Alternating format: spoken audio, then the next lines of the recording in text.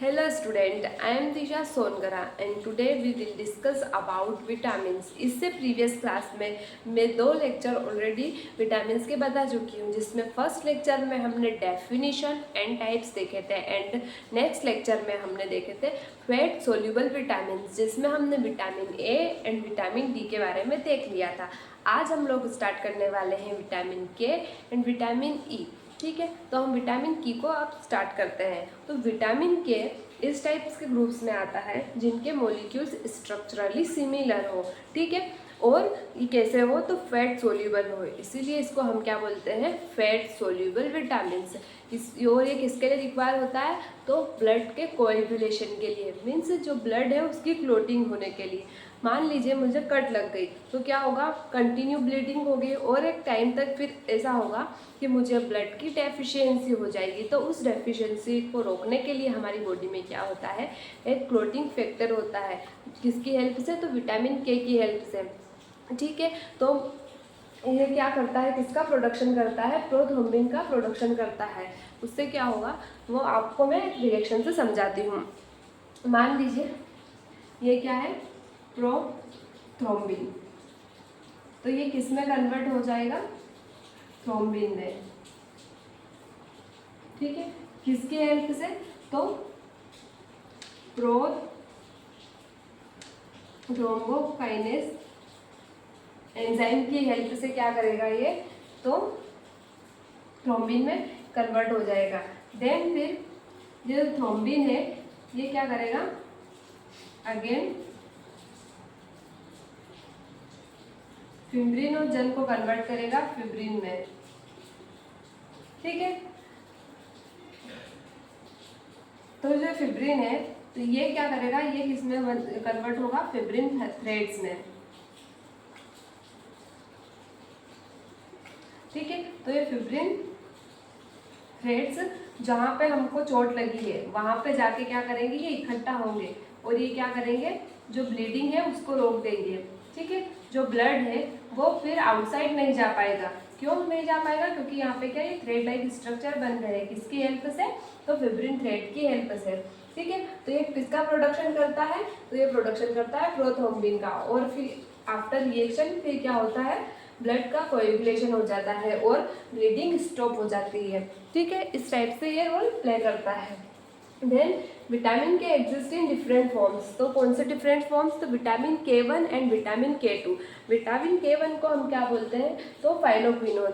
ये किस में मिलने को देखने को मिलता है हमें, तो प्लांट्स में। और विटामिन के2 ये इसको क्या बोलते हैं हम, तो मेनाक्विनोन। और ये प्रोड्यूस्ड होता है किसमें, तो जो इंटेस्टिनल बैक्टीरिया होता है वो इसको प्रोड्यूस करता है, किसे, तो विटामिन के2 को। ठीक है, अब इसकी डेली रिक्वायरमेंट किस टाइप से होती है, तो डेली रिक्वायरमेंट जो मेन और वुमेन में है तो 70 to 140 mcg की रिक्वायरमेंट होती है। mcg means microgram. देन जो चिल्ड्रंस होते हैं उसमें 35 to 75 mcg की रिक्वायरमेंट होती है, डेली रिक्वायरमेंट। ठीक है, देन सोर्स क्या क्या है इसमें, तो जितनी भी ग्रीन लीफी वेजिटेबल्स होती हैं, एवोकेडो हो गया, स्क्वाश हो गया, टोमेटो हो गया, ब्रोकली हो गई, ठीक है, पीपर्स हो गए, ये सब क्या है, और साथ ही इंटेस्टिनल बैक्टीरिया भी, ये क्या हो गए हमारे विटामिन के सोर्सेज हो गए। देन नेक्स्ट वन क्या है, तो फंक्शन। तो ये मेन, तो ये किसका मेन फंक्शन क्या है, तो फ्लोटिंग फैक्टर। ठीक है, फ्लोटिंग करने में ये हेल्प कर रहा है। देन फ्लोटिंग फैक्टर कौन से, तो second, 7, 9 and 10 are synthesised as inactive precursor in liver. Means ये क्या करते हैं, इनएक्टिव फॉर्म में सिंथेसाइज होते हैं लीवर में, और जब इनकी रिक्वायरमेंट होती है तब ये हो जाते हैं एक्टिव। मीन्स ये मेरी बॉडी में फुल टाइम घूमेंगे, कैसे, इनएक्टिव फॉर्म में, पर जैसे ही मुझे चोट लगेगी तो ये क्या हो जाएंगे, एक्टिव हो जाएंगे और इनका वर्क को ये कंप्लीट करेंगे। ठीक है, एंड सिंथेसिस प्रोथ्रोम्बिन मेनली किसको सिंथेसिस करते हैं, प्रोथ्रोम्बिन को। देन डेफिशिएंसी अब इससे क्या हो जाएगी, तो hypothrombinemia. Hypothrombinemia means delayed in clotting, means जो ब्लड है वो क्लोट होने में टाइम लगाएगा, ठीक है। एक जो नॉर्मल टाइम होता है उससे अगर टाइम इंक्रीज होगा तो फिर वो क्या हो जाएगा, डिले में चले जाएगा। और अगर वो डिले में जाएगा तो वो कौन सी डेफिशिएंसी हो जाएगी, तो वो हाइपोथ्रोम्बिनेमिया डेफिशिएंसी हो जाएगी। Then GIT infection with diarrhoea, ठीक है। ये और क्या कॉज करता है, डायरिया भी कॉज कर सकता है जीआईटी में इन्फेक्शन के कारण, और या फिर बोल सकते हैं सीलिएक डिसीज, ठीक है। और newborn leg intestinal flora means जो न्यूबॉर्न होते हैं उनके इंटेस्टाइन में वो बैक्टीरिया नहीं होता है, ठीक है, जो क्या करता है तो विटामिन K2 को जो फॉर्मेशन कर रहा है, ठीक है, तो उसके कारण भी चांसेस रहते हैं इन्फेक्शन होने के या फिर डेफिशिएंसी होने के। तो ये सब क्या था हमारी deficiency and functions and daily requirement. अब नेक्स्ट हम बात करने वाले हैं तो विटामिन E की। तो इसको ऑल्सो हम क्या बोलते हैं, टोकोफेरोल। और ये नेचुरली अकरिंग किस में, तो नेचुरली अकरिंग एंटीऑक्सीडेंट के फॉर्म में भी ये वर्क करता है और साथ ही एंटी एजिंग फैक्टर के फॉर्म में भी ये वर्क करता है, ठीक है। एंटी एजिंग फैक्टर के फॉर्म में भी वर्क करता है और एंटीऑक्सीडेंट भी हमको ये नेचुरली मिलता है। Then yellow oily liquid freely soluble in fat solvent, किस टाइप का लिक्विड होता है, येलो ऑयली लिक्विड होता है, ठीक है। और कैसा होता है ये, फैट सॉल्युबल होता है। देन इसकी डेली रिक्वायरमेंट किस टाइप से होती है, तो जो मेन है उसमें होती है 8 to 10 mg इसकी रिक्वायरमेंट होती है।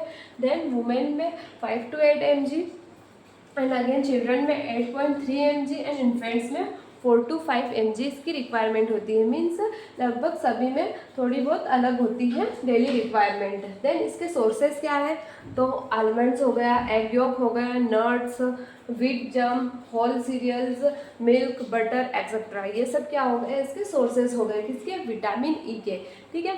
विटामिन E का मेन जो है रोल किसमें, तो एंटी एजिंग फैक्टर और एंटीऑक्सीडेंट के फॉर्म में वर्क करता है। अब इसके फंक्शन क्या है, तो फ्री रेडिकल, इसके मैं एक अलग ही लेक्चर लूँगी किसका, फ्री रेडिकल का। तो उसमें बताऊंगी कि फ्री रेडिकल किस तरह से हमारी बॉडी को हार्म करते हैं, हमारे बॉडी के ऑर्गन्स को किस टाइप से हार्म करते हैं। तो फ्री रेडिकल स्कैवेंजर है ये, ठीक है। फ्री रेडिकल को भी दूर भगाने का काम करता है, साथ ही ये सेल मेम्ब्रेन को भी प्रोटेक्ट करता है। Then protect against coronary heart disease, coronary heart disease होती है उसको भी ये प्रोटेक्ट करने में हेल्प करता है और also play role in neurological functions, ठीक है। अब इसकी डेफिनेशन से हमको मेनली ये विटामिन E होता है, ये ज़्यादातर हमको वेजिटेबल्स फ्रूट्स में ये ज़्यादातर मिलता ही मिलता है। उससे क्या है कि इसकी डेफिशिएंसी लगभग नहीं होती है, पर ज़्यादातर चांसेस इसमें होते हैं, तो जो प्री मैच्योर बेबीज़ होते हैं उनमें ये वाली डेफिशिएंसी हमको देखने को मिलती है, ठीक है। Condition associated with impaired fat absorption और सिस्टिक फाइब्रोसिस उसको हम बोलते हैं, ठीक है। कि जो प्री मैच्योर बेबीज होते हैं, जो मीन्स जो टाइम से पहले अगर उनका बर्थ हो रहा है तो फिर क्या उनमें कुछ ना कुछ एबनॉर्मेलिटीज़ आ जाती है, तो एक डेफिशिएंसी विटामिन E की भी उनको देखने को मिलती है, ठीक है। तो ये क्या था हमारा vitamin E and vitamin K, है ना। नेक्स्ट लेक्चर में हम देखने वाले हैं water soluble vitamin. Thank you.